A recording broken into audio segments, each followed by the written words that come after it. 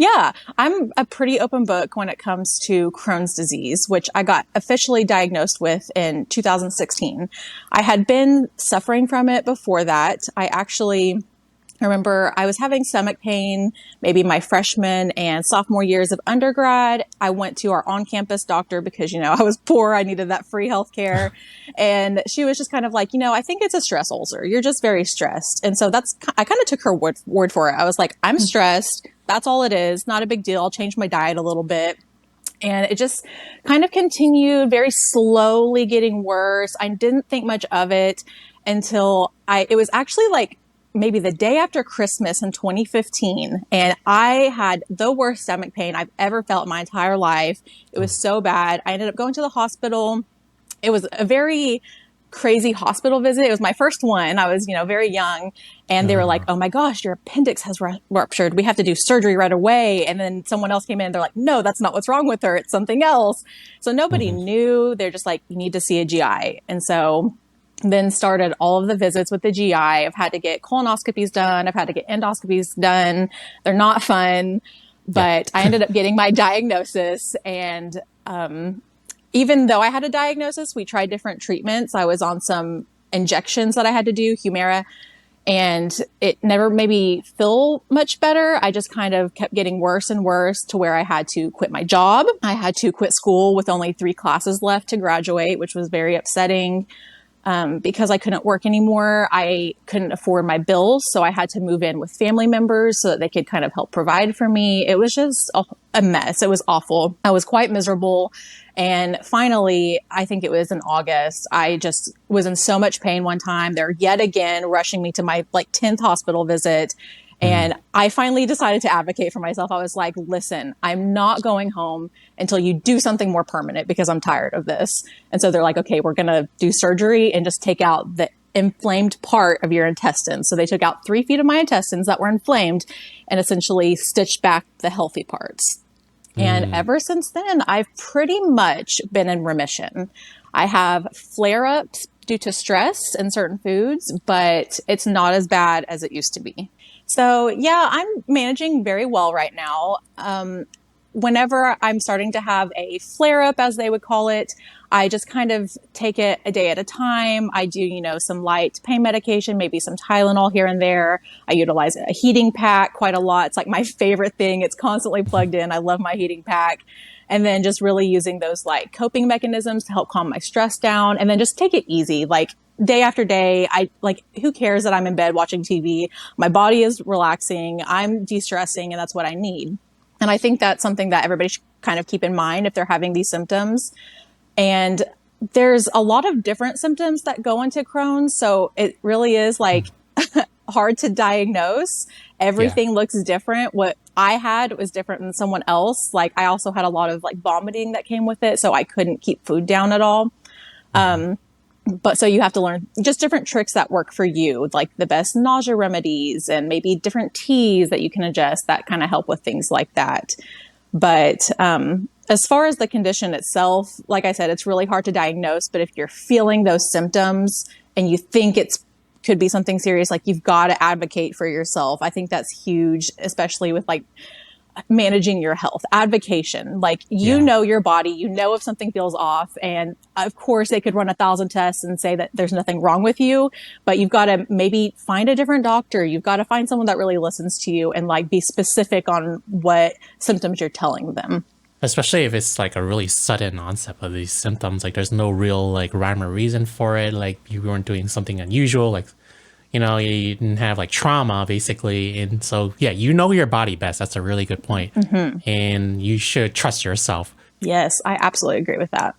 So to our listeners out there, they're trying to get into an OT program. So how did you juggle all of this, especially a newborn? Oh my goodness. Yeah, it was a lot. Obviously, any kind of schooling is just not easy.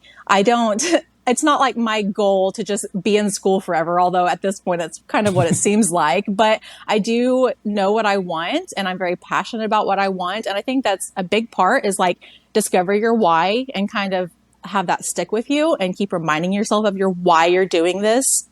And especially when, battling an autoimmune disease where you don't feel well a lot of the time, and there's a lot of fatigue that comes with it. And then also a lot of fatigue that comes with being a new mom. I think a lot of it is just trial and error. Like I used to watch YouTube videos of maybe a day in the life of a OT student or day in the life of a mom, but they don't really merge that often, which was kind of unfortunate for me because I wanted to learn how to balance and what techniques and study, tips I could utilize. And there really wasn't a combination of that. And there still really isn't, but I kind of just did what I could, learned from my mistakes, and I'm still going strong. I mean, I've learned that I can't be at home with my family studying. It's a very big distraction for me. So I do a lot of my studying and homework on the weekends when my husband's at home. He can watch our child while I go to a coffee shop. And that's where I get a bulk of my work done, a bulk of my studying done, because I just can't have the dishes and the laundry sitting here taunting me. No, same. I do some work at home, but whenever my wife's home or my kid is awake, basically, it's I cannot get anything done, and I know I can't. And I'm kind of working in the background, but knowing your own situation, I guess, and your unique circumstances can be very helpful. And there's no straight answer, like a checklist or something, because your situation could be very well different based on. Yeah. It's so true. And I think, especially as a student or if you're doing a job from home, you have to give yourself a lot of grace and understand that it's not going to look picture perfect. And even from an OT stance, I know my kid should not be sitting in front of a screen all day, but sometimes, I've got a big assignment coming up. I've got to get some work done. And sometimes I'm let's see what we can turn on educational for you. I just need an hour of peace and quiet. And you got to do what you got to do. No mom shaming, no parent shaming. You just try to survive at this point. You've got to get your work done. It's not like your kid is going to be harmed by sitting in front of the TV for an hour. It's not going to kill them. Right. You're still a great parent, even if you utilize some of those things that you don't really want to. So if you mentioned you're going to be in school forever. So I want to talk about one of the things I think you wanted to talk about was your age, right? In your cohort.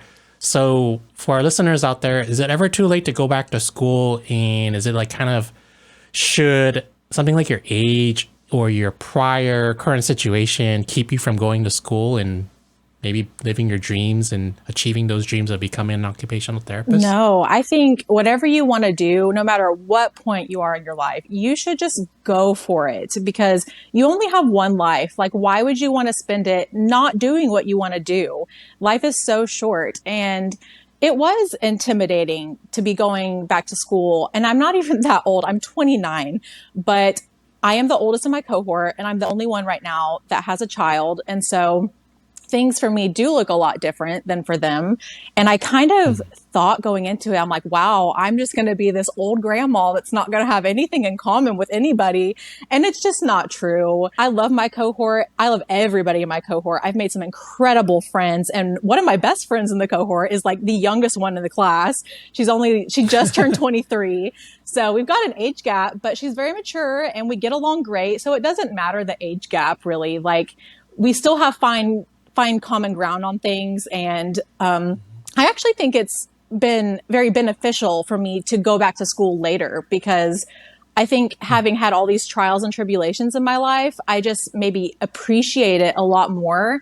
And knowing that I'm paying for my schooling, this is what I want to do. It's taken almost 30 years for me to discover that this is where I want to be. And so I really give everything my all. I don't halfway do anything. At this point, I'm very proud that I have a 4.0 GPA. I'm still working towards that, but it's been a lot of hard work. But, I think putting in that hard work is worth it. You learn so much more. You get more out of it.